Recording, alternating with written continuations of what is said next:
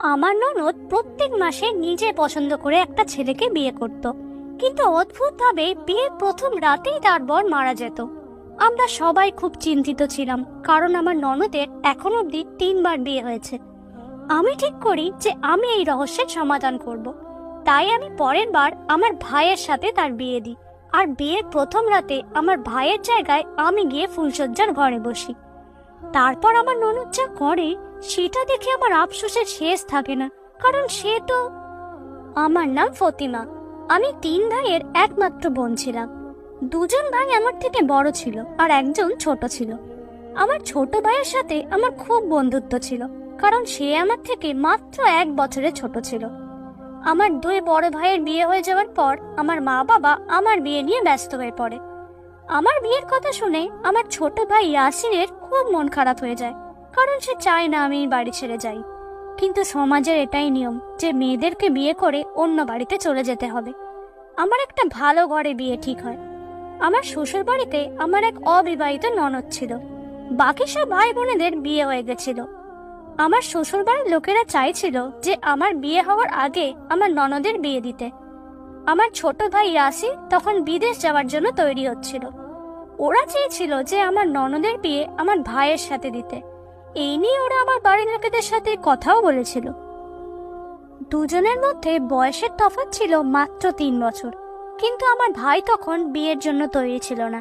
আমার ভয় হচ্ছিল যে এই কারণে আমার বিয়েটা ভেঙে না যায়, কিন্তু আমার শ্বশুর বাড়ির লোকেরা কিছু মনে করে না, আর আমার বিয়েও ভাঙে না।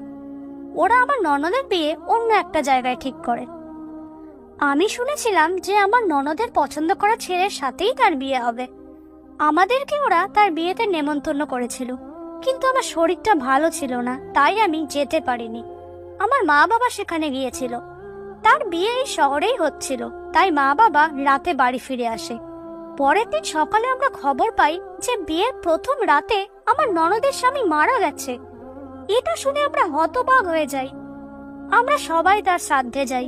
বিয়ের প্রথম রাতে তার স্বামীকে হারানোটা সব মেয়ের পক্ষেই একটা বড় ধাক্কা। আমি বুঝতে পারছিলাম আমার ননদের মনের ভেতর কি চলছে। তারপর সেই ছেলেটা আবার তারই পছন্দ করা ছেলে ছিল। আমি প্রায় ওই বাড়িতে আমার ননদের সাথে দেখা করতে যেতাম।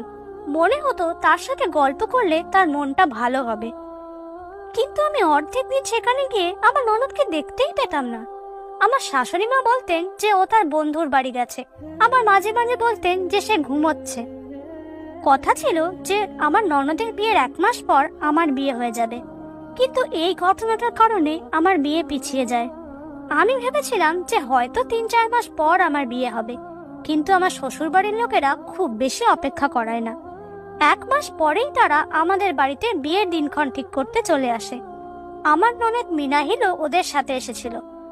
ওরা বলেন যে ওরা আমার ননদের আবার বিয়ে ঠিক করেছে, আর আমার বিয়ের সাথেই তার বিয়ে হয়ে যাবে।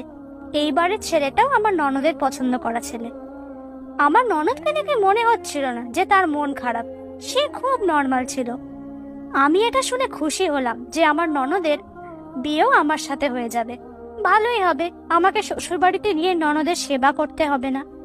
আমি শুনেছিলাম যে ননদরা বৌদিদের খুব বিরক্ত করে, তাদেরকে দিয়ে বাড়ির সব কাজ করায়, তার সেবা যত্ন করতে হয়। কিন্তু যদি তার বিয়ে হয়ে যায় তাহলে আমাকে আর এসব করতে হবে না, সে অন্য বাড়িতে চলে যাবে। আমি আমার বন্ধুদের সাথে আমার বিয়ে শপিং করতে যাই। সেখানে গিয়ে আমি আমার ননদ মিনাহিলকে দেখতে পাই। সেও হয়তো তার বিয়ে শপিং করতে এসেছে। আমি দেখে অবাক হই যে সে তার পরিবারের সাথে আসেনি, সে একটা ছেলের সাথে এসেছে। আমি আমার ননদের সামনে চলে যাই। ভেবেছিলাম সে হয়তো আমাকে দেখে ঘাবড়ে যাবে, কিন্তু সে উল্টে আমাকে তার হবু স্বামীর সাথে পরিচয় করিয়ে দেয়। সে বলে, বৌদি, এই হলো আমার হবু স্বামী, এর সাথে আমার বিয়ে হতে চলেছে। ওকে দেখে মনে হচ্ছিল না যে ও এর আগেও কাউকে পছন্দ করত। আমি শপিং সেরে বাড়ি ফিরে আসি। কয়েকদিন পর আমার মেহেন্দি হয়। একটা বড় ম্যারেজ হলে আমার মেহেন্দির অনুষ্ঠান হয়। সেই দিন আমি আমার ননদকে চাদর চাপা দিয়ে এক জায়গায় যেতে দেখি। তাকে জিজ্ঞেস করতে সে বলে, বৌদি, আমি একটু বেরোচ্ছি, আমি 10 মিনিটে ফিরে আসব। সে যখন ফিরে আসে তখন তার হাতে কিছু একটা ছিল যেটা সে আমার থেকে লুকিয়ে ফেলে। আমি ভাবি যে সে কি এমন জিনিস নিয়ে ঘুরছে যেটা সে আমার থেকে লুকোচ্ছে। আমার ননদ কি করে বেড়াচ্ছে আমি কিছুই বুঝছি না। বিয়ের আগে আমি যখন পার্লারে গেছিলাম সেখানে আমার ননদের সাথে দেখা হয়। সে সারাক্ষণ তার হবু স্বামীর সাথে কথা বলে যায়। তারপর আমার বিয়ে হয়ে যায় আর আমি আমার শ্বশুর বাড়িতে চলে আসি। আমার ননদও তার শ্বশুর বাড়িতে চলে যায়। আমার বিয়ের প্রথম রাতে আমি ঘরে বসে আমার স্বামীর জন্য অপেক্ষা করছিলাম।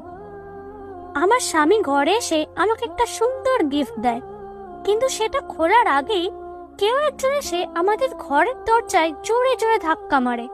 তিনি আমার শাশুড়ি মা ছিলেন। তিনি তার ছেলেকে বলছিলেন দরজাটা খুলতে। আমার স্বামী তাড়াতাড়ি গিয়ে দরজাটা খোলে আর আমার শাশুড়ি মা তার ছেলেকে জড়িয়ে ধরে কাঁদতে শুরু করে। আমার স্বামী জিজ্ঞেস করে, মা কি হয়েছে, তুমি কেন কাঁদছো? মা বলে, সর্বনাশ হয়ে গেছে, সব শেষ হয়ে গেল। তোর বোনের শ্বশুর বাড়ি থেকে ফোন এসেছিল।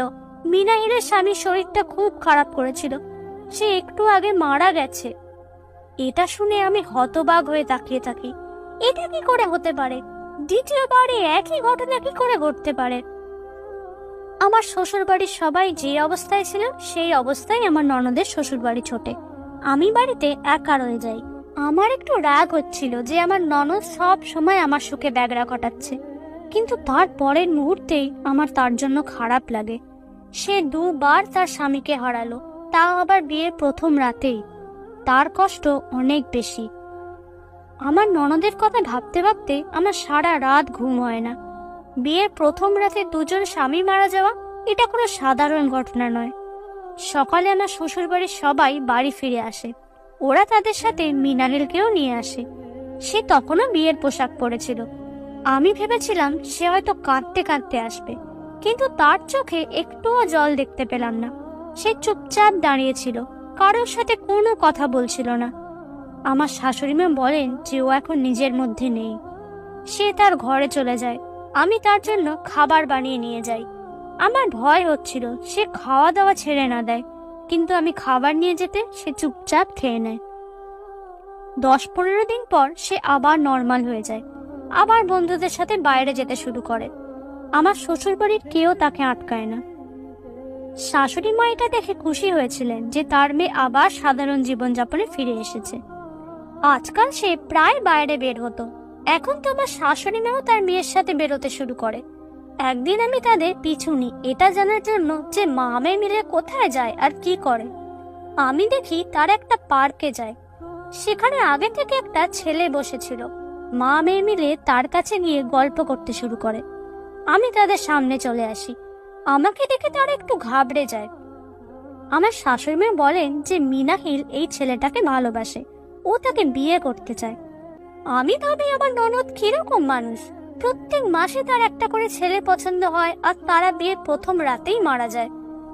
তবে আমি এটা ভেবে শান্তি পাই যে সে এই বাড়ি থেকে চলে যাবে, কারণ আমার স্বামী সব সময় বলতো যে ভালো করে তার বোনের দেখাশোনা করতে। আমি সারা দিন তার সেবা করতেই ব্যস্ত থাকতাম। ও শ্বশুর বাড়ি চলে গেলে আমার কাজ অনেকটা কমে যাবে। আমার শাশুড়ি মা বাড়ির সবার সাথে ওই ছেলেটার আলাপ করিয়ে দেয় আর আমার ননদের বিয়ে তার সাথে পাকা করে। এই বিয়ে হওয়ার কিছুক্ষণ আগে আমার ননদ চাদর চাপা দিয়ে কোথাও একটা বেরোয় আর আমাকে বলে যায় যে সে আধ ঘন্টার মধ্যে ফিরে আসছে। এটা আমি আগের বারও হতে দেখেছি। আমি ভাবি যে সে বিয়ের আগে কোথায় যায়। আমার ভয় হচ্ছিল সে যেন বাড়ি থেকে পালিয়ে না যায়, কিন্তু সে আধ ঘন্টা পর ফিরে আসে, যেটা দেখে আমি নিশ্চিন্ত হই। তার বিয়ে হয়ে যায় আর সে তার শ্বশুর বাড়ি চলে যায়। আমি ভগবানকে বলি যে এবার যেন ওর স্বামীর কিচ্ছু না হয়, ও যেন সুখে সংসার করতে পারে। মাঝে মাঝে আমার মনে হতো যে ওর স্বামীকে সবটা বলা দরকার, যে আগে ওর দুবার বিয়ে হয়েছে আর ওর স্বামী বিয়ের প্রথম রাতেই মারা গেছে। কিন্তু তারপর ভাবি যে এটা একটা কাকতালীয় ঘটনাও তো হতে পারে, এতে আমার ননদের কোনো দোষ নেই। এবারে আর এমনটা হবে না। কিন্তু এবারও সেই একই ঘটনা ঘটলো। পরের দিন সকালে ফোন এলো যে মিনাহিলের বর মারা গেছে। আমরা সবাই পাগল হয়ে যাই। এই নিয়ে 3 বার মিনাহিলের সাথে একই ঘটনা ঘটলো। আমার শাশুড়ি মা তাকে বাড়ি নিয়ে আসে। এইবার সে বাড়িতে এসে চুপচাপ তার ঘরে ঘুমোতে চলে যায়। আমি ভাবি যে আমি আর তাকে সান্ত্বনা দিতে যাব না, ওর ওসবের প্রয়োজন নেই, কারণ আমার মনে হচ্ছিল